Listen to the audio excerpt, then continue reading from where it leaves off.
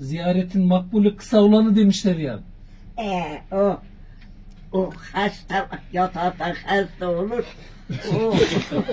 Sen de yalada mana edip geçme. Bak seni kandırma. Ola ben akıllıyım. Ola beni kandırır ki. Bak bir sürü bak, ayakta bekliyorlar. Haklısın. Bak ben oturuyorum ama onlar Ola ayakta hiç bekliyor. görmedim. Ola haklısın. He gene ayaküstü. Ola hakkınızı helal edin. Ne, hiç gülmedim. Senden söyledim onları hiç görmedim. Tamam. Sen dedin de gördüm. Esra ayaküstü bekletirler. Yok Allah'a reva işte. Biz ikimiz de oturduk. Yine gelirim inşallah. Gel. Esra'nı söz Tabii, verir de tabii. hanımın da getir. Hanımla beraber geleceğiz. He. Ondan sonra da seni götüreceğiz. He ben de. Ama beni akşam evime getireceğim. Şimdi sen de iadeyi ziyaret yapacaksın ya. Biz geleceğiz, sen de bize geleceksin. He. He. Ama beni akşama evime getireceğim. Hani? Tamam, getireceğim. He. Öyle Anlaştık, anlaştık. Ben de geleceğim. Tamam. Geleceğim. He. Ama öyle kalkın yemek yedim.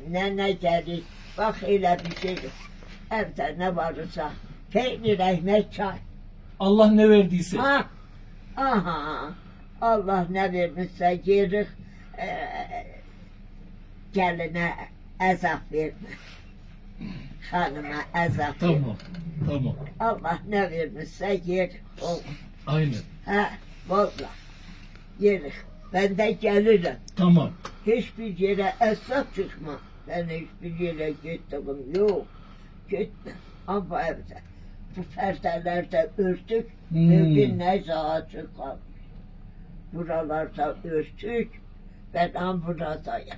Kapıda örtük. Burada Tamam. kendi kendime dururum. Biz şimdi müsaade alalım.